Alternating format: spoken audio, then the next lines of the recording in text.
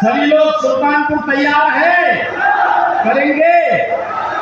यहां से कमल फैलाने का काम करेंगे। मेनका जी भारी बहुमत से विजयी बनकर के जाएंगी। जीत तो पक्की है, लेकिन जीत भी रिकॉर्ड में हो। करेंगे? सभी लोग सहमत हैं? इसके लिए आपको दो काम करना होगा। करेंगे जो बात मैं बोलूंगा, सभी लोग करेंगे। पहला, कल और परसों 2 दिन आपको जनसंपर्क के लिए मिल रहा है। तो बहनों और भाइयों, इन 10 दिनों में हर एक जितने लोग यहाँ पे आए हैं, उनकी जिम्मेदारी बनती है कि वे 10-10 घर में जाकर के कमल फैलाने के लिए श्रीमती मेनका गांधी जी को भारी बहुमत से विजयी बनाने के लिए उन लोगों को तैयार करेंगे। कहना भी विकसित भारत, आत्मनिर्भर भारत के लिए, गांव, गरीब, किसान, नौजवान, महिलाओं के उत्थान के लिए, भारत की सुरक्षा और सबके सम्मान के लिए बाबा साहब भीमराव अम्बेडकर के द्वारा बनाए गए संविधान को सम्मान देने के लिए हमें फिर से कमल फैलाना होगा। इसके लिए सहमत करेंगे लोगों को। और 25 मई को प्रातःकाल 6:30 बजे से लोगों को तैयार करके ठीक 7 बजे मतदान केंद्र पर पहुंचकर उन 20 परिवारों से मतदान करवाने में योगदान देना। करेंगे? करेंगे? सुल्तानपुर तैयार करेगा? भारी बहुमत से कमल फैलाएंगे, मेनका जी को भारी बहुमत से विजयी बनाएंगे। तो फिर मेरे साथ बोलेंगे, भारत माता की, भारत माता की, भारत माता की जय श्री राम, जय जय श्री राम।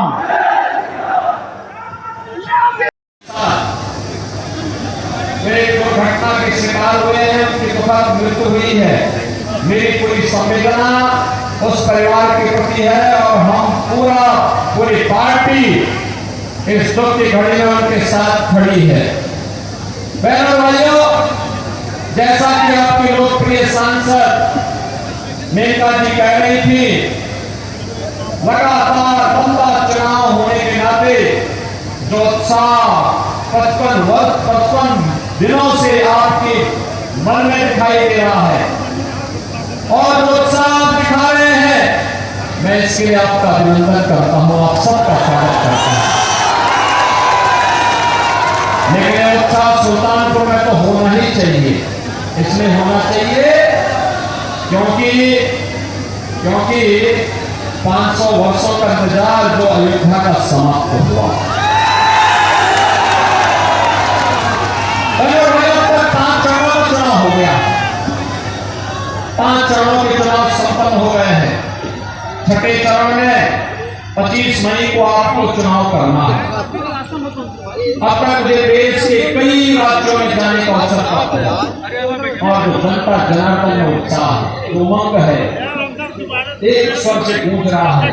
लोग ये भी नारा लगा रहे हैं और वह है कि फिर एक बार, फिर एक बार, फिर एक बार, और अब की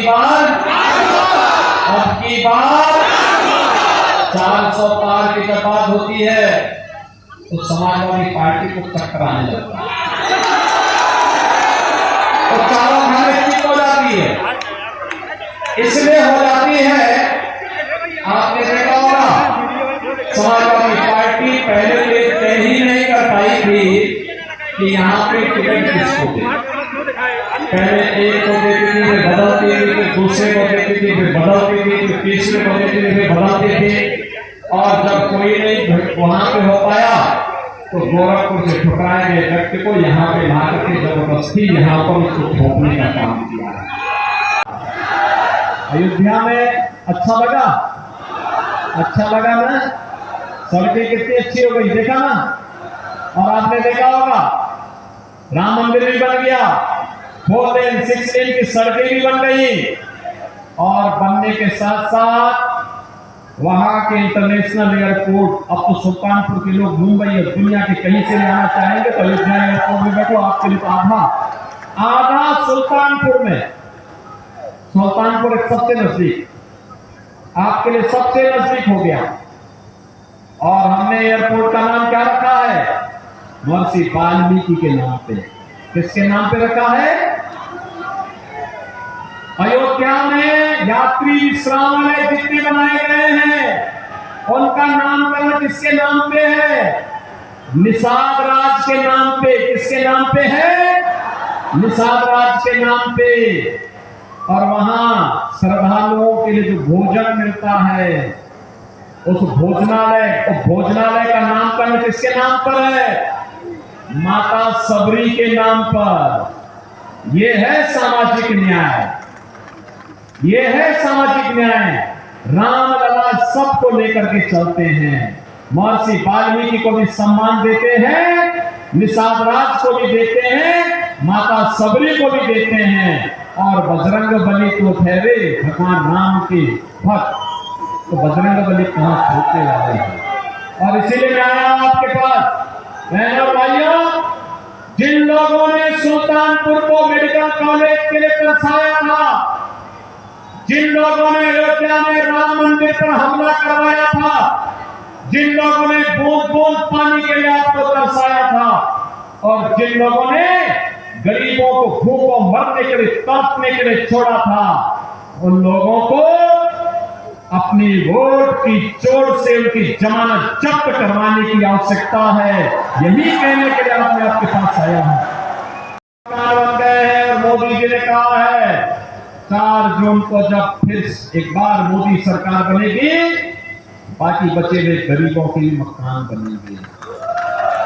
इधर रामलला विराजमान हुए और उधर प्रदेश के सभी बड़े बड़े माफियाओं का राम नाम सत्य भी हो गया। जो बाकी बच्चे होंगे उनके घरों में भी खलबली मची होगी, वे भी अपने छुपने का ठिकाना ढूंढ रहे होंगे। लेकिन आप निश्चिंत रहिए, ये नए भारत का नया उत्तर प्रदेश है। बेटी भी और व्यापारी दोनों सुरक्षित होगा। बहनों और भाइयों, मैं तो कहने के लिए आपके पास आया हूं एक बहुत जरूरी बात को लेकर के। ये जो समाजवादी पार्टी और कांग्रेस का गठबंधन है, जब भी हुआ है अनर्थकारी हुआ है, देश के लिए खतरनाक है। आप देख रहे होंगे कितनी भगदड़ मच रही है। आप सोचो, ये गुंडे अगर सत्ता में आते क्या करते, जो अपने नेता के लिए जाकर के क्या मारपीट करते हैं, कैसी वहां पे उनके मंचों पे तोड़फोड़ हो रही है, कैसे किसी का मंच टूट रहा है, कोई मंच पे धराशायी हो जा रहा है, कोई धक्का देके अपने नेता को नीचे गिरा दे रहा है और स्वयं भी मंच पर काबिज हो जा रहा है। ये तो समाजवादी पार्टी का संस्कार हो गया है। और दूसरी ओर इनका मैनिफेस्टो भी देखो, एक खतरनाक बात, उन्होंने 2 बातें बहुत खतरनाक कही है। यद्यपि पूरा खतरनाक बातों से ही उनका मैनिफेस्टो भरा पड़ा है, जिसके आधार पर कोई सरकार चलाती है कोई पार्टी। लेकिन एक बात, अनुसूचित जाति और पिछड़ी जाति के आरक्षण के अधिकार पर ये लोग सेब लगाना चाहते हैं और आपके अधिकार को ये मुसलमानों को बांटना चाहते हैं। क्या आप इसको देंगे? क्या आप इसकी स्वतंत्रता देंगे? क्या बाबा साहब भीमराव अम्बेडकर ने कहा था धर्म के आधार पर भारत के अंदर आरक्षण नहीं हो सकता। बाबा साहब भीमराव अम्बेडकर का अपमान इन्होंने किया और आज भारत के संविधान के विरुद्ध आचरण करने की बात करते हैं। और दूसरा, जब राहुल गांधी से पूछा गया कि कैसे आप गरीबी हटाएंगे, ये 2 लड़कों की जोड़ी जो है ना, ये बड़ी खतरनाक जोड़ी है। उनको कुछ भी पता नहीं होता है, दोनों को घर में रटाना पड़ता है आज क्या बोलना है, क्योंकि एक तो 11 बजे सो के उठेंगे तो उनको पता ही नहीं कि क्या करना है, फिर जल्दी जल्दी कार्यक्रम कहीं लग गए तो फिर उनको तैयार करके भेजना पड़ता है। और 50 साल और 60 साल के हो जाएंगे तब भी लड़के ही रहेंगे, जीवन भर उनको लड़का ही रहना है। बहनों भाइयों, मैं आपसे कहने के लिए आया हूं। उनसे पूछा गया क्या करेंगे गरीबी के लिए, कहा गरीबी हटाएंगे। कहा भाई दादी ने भी तो यही नारा दिया था, नाती भी यही बोल रहा है, कहा नहीं एक झटके हटाएंगे। कहा कैसे? कहा सर्वे करवा देंगे संपत्ति का सर्वे। और फिर क्या करेंगे? कहा फिर विरासत टैक्स लगाएंगे। कहा विरासत टैक्स? कहा हाँ। कहा कैसे? कहा अगर किसी के पूर्वज ने, आपके बाप दादों ने, आपके ग्रैंडफादर और फादर ने, आपकी मां ने कोई संपत्ति अर्जित की है, खेत लिया होगा, मकान लिया होगा, प्लॉट लिया होगा, जेवर लिए होंगे, पैसा जमा किया होगा, एफडी की होगी, कोई अन्य पैसा कहीं लगाया होगा, उसमें से आधा पैसा, ये आधा प्रॉपर्टी, चल और चल संपत्ति, आधी ये विरासत टैक्स के नाम पर आपसे ले लेंगे और फिर इसको पाकिस्तानी, बांग्लादेशी और अफगानिस्तानी घुसपैठियों को देने का काम करेंगे। क्या आप इसको स्वीकार करेंगे? क्या अरे खून और पसीना आपके पूर्वजों का, और कब्जा करने के लिए आएंगे ये, क्या आप इसको स्वीकार करेंगे? क्या बहनों भाइयों, मैं तो कहता हूं वे आपसे वोट मांगना चाहते हैं और फिर आप ही के ऊपर खतरा पैदा करना चाहते हैं। इसी को कहते हैं भस्मासुर। भस्मासुर की आत्मा इनके अंदर भी घुस चुकी है। और वैसे भी जब लोग आते हैं सत्ता में, समाजवादी पार्टी का तो नारा ही होता है, क्या नारा होता है? समाज सपा का है एक ही नारा, खाली प्लॉट कब्जा करो, वह है हमारा। यही तो बोलते थे ना, यही करते थे ना। और ये विरासत टैक्स उसी तर्ज पर लोग लागू करना चाहते हैं। क्या विरासत टैक्स देंगे? क्या ये भस्मासुरों को फिर से सत्ता सौंपेंगे? क्या सौंपने का काम करेंगे? क्या कतई ये गलती नहीं होनी चाहिए। और इसीलिए आज मैं आया हूं सुल्तानपुर में। सुल्तानपुर के विकास के दोषी हैं कांग्रेस और समाजवादी पार्टी। अयोध्या कितने लोग गए हैं इधर 22 जनवरी के बाद? पूरा ही काजीपुर और पूरा ही सुल्तानपुर जा चुका है। और विकसित भारत के लिए गांव, गरीब, किसान, नौजवान, महिलाओं, इन सब के उत्थान के लिए, देश की सुरक्षा के लिए, सम्मान के लिए कार्य कर रहे हैं। तो रामद्रोही षड्यंत्रों में लगे हैं, षड्यंत्रों में लगे हैं। लगातार कोई ना कोई षड्यंत्र करना, कोई ना कोई देश के खिलाफ षड्यंत्र करना, समाज के लिए खिलाफ षड्यंत्र करना। पहले देश को बांटा, फिर क्षेत्र और भाषा के आधार पर बांटा, और अब जातियों को लड़ाने का काम भी कर रहे हैं। ये लड़ाएंगे, अपमानित करवाने का काम करेंगे। लेकिन बहनों और भाइयों, हमें तो विकसित भारत के लिए एकजुट होकर के कमल खिलाने का काम करना है। और इसी उद्देश्य से आज मैं आपके बीच में यहां पर आया हूं। पूरे देश की आवाज है, और उस आवाज के साथ हम सबको जुड़ना है। हमारी पीढ़ी सौभाग्यशाली है, हमने मोदी जी के नेतृत्व में बदलते हुए भारत को देखा है। एक भारत श्रेष्ठ भारत, एक ऐसा भारत आज दुनिया में जिसका सम्मान है, एक ऐसा भारत जिसकी सीमाएं सुरक्षित है, एक ऐसा भारत जो आतंकवाद और नक्सलवाद पर जीरो टॉलरेंस की नीति के साथ काम करता है। अब समय नहीं, याद करिए, कांग्रेस के समय में सीमा से आतंकवादी घुसते थे, सरकार मौन रहती थी। जगह जगह विस्फोट होते थे, सरकार मौन रहती थी। अयोध्या में हमारे रामलला के पावन जन्मभूमि पर हमला होता है, सरकार तब भी मौन रहती थी। काशी में संकट मोचन मंदिर पर हमला होता है, तो तब भी सरकार मौन रहती थी। बहनों भाइयों, आज आप देखते होंगे मोदी जी के नेतृत्व में आतंकवाद और नक्सलवाद देश के अंदर समाप्त हुआ। लेकिन साथ साथ अब तो पटाखा भी जोर से फट जाए तो पाकिस्तान पहले सफाई देता, कहता साहब मेरा हाथ नहीं है। सभी घटक दलों के माननीय पदाधिकारीगण और भारी संख्या में उपस्थित काजीपुर और सुल्तानपुर के मेरे सभी उपस्थित बहनों और भाइयों, मैं सबसे पहले महाराज कुछ की इस पावन धरा को कोटि कोटि नमन करते हुए आप सबका मैं हृदय से अभिनंदन करता हूं, स्वागत करता हूं। बहनों भाइयों, मुझे अभी बताया गया कि हम सब का एक कर्मठ कार्यकर्ता जो आज ही चुनावी सभा में आ रहे थे, श्री राम सिंगार निषाद, वे एक दुर्घटना के शिकार हुए हैं, उनकी दुखद मृत्यु हुई है। मेरी पूरी संवेदना उस परिवार के प्रति है और हम पूरी पार्टी इस दुख की घड़ी में उनके साथ खड़ी है। बहनों और भाइयों, जैसा कि आपके लोकप्रिय सांसद मेनका जी कह रही थी, लगातार लंबा चुनाव होने के नाते जो उत्साह 55 दिनों से आपके मन में दिखाई दे रहा है और जो उत्साह दिखा रहे हैं, मैं इसके लिए आपका अभिनंदन करता हूं, आप सबका स्वागत करता हूं। लेकिन यह उत्साह सुल्तानपुर में तो होना ही चाहिए। इसलिए होना चाहिए क्योंकि 500 वर्षों का इंतजार जो अयोध्या का समाप्त हुआ। पहले भैया तक 5 चरणों का चुनाव हो गया है। 5 चरणों के चुनाव संपन्न हो गए हैं। छठे चरण में 25 मई को आपको चुनाव करना है।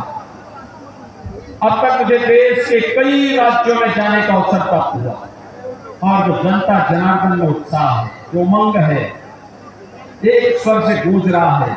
लोग एक ही नारा लगा रहे हैं और वह है कि फिर एक बार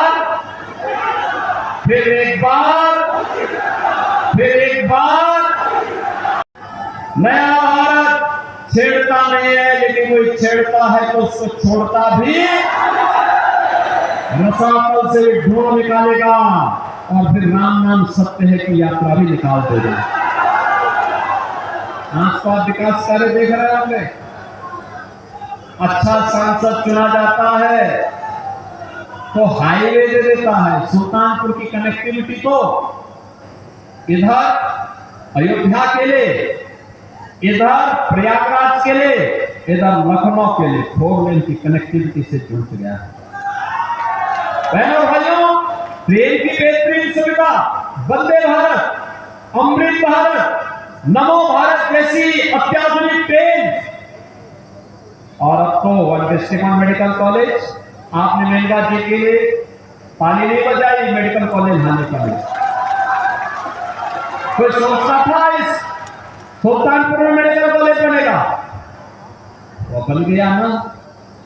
बहनों भाइयों, हर जिले में एक मेडिकल कॉलेज, IIT बन रहे हैं, IIM बन रहे हैं, एम्स बन रहे हैं, रायबरेली में एम्स बन गया।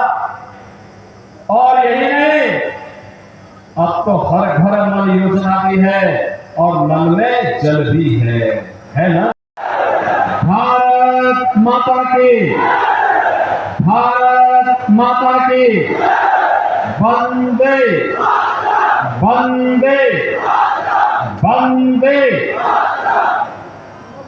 समाजवादी पार्टी की सरकार के समय गरीब भूख से मरता था, किसान आत्महत्या करता था, नौजवान प्लान करता था, बेटी और व्यापारी सुरक्षित नहीं थी। आज 80 करोड़ लोग देश में फ्री में राशन की सुविधा प्राप्त कर रहे हैं। 60 करोड़ लोगों को 5 लाख रुपए प्रतिवर्ष आयुष्मान भारत की सुविधा, फ्री में उपचार की सुविधा प्राप्त हो रही है।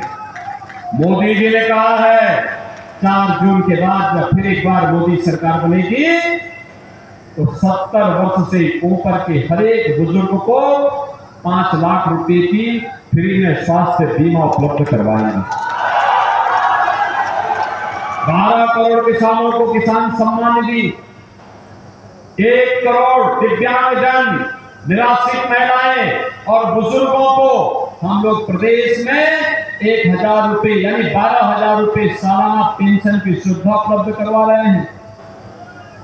बहनों भाइयों, 12 करोड़ घरों में शौचालय बन गए, 10 करोड़ घरों में उज्ज्वला योजना का कनेक्शन पहुंच गया और यूपी में तो हमने किया है, होली और दीपावली में घरा सिलेंडर भी लोगों को उपलब्ध करवा रहे हैं। 400 पार की जब बात होती है तो समाजवादी पार्टी को चक्कर आने लगता है, तो चारों खाने स्थित हो जाती है। इसलिए हो जाती है, आपने देखा होगा समाजवादी पार्टी पहले तो ये तय ही नहीं कर पाई थी कि यहां पे टिकट किसको दे।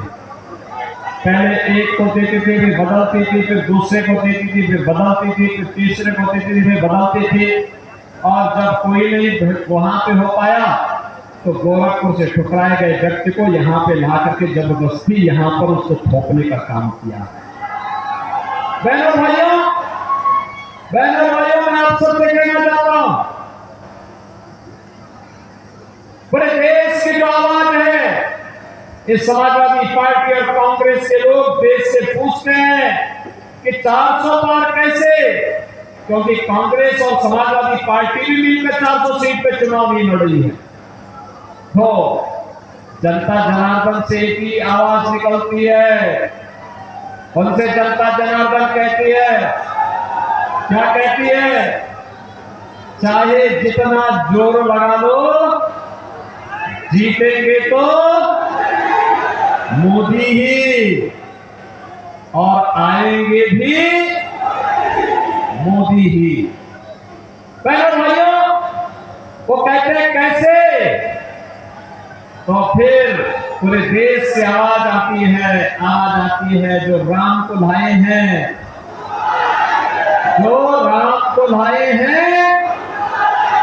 और पूरे चुनाव को अगर आप देखेंगे तो राम भक्तों और राम द्रोहियों के बीच में पूरा चुनाव जाकर के समझ गया है। पूर्व केंद्रीय मंत्री और लोकप्रिय प्रत्याशी माननीय श्रीमती मेनका गांधी जी भारतीय जनता पार्टी के जिला के अध्यक्ष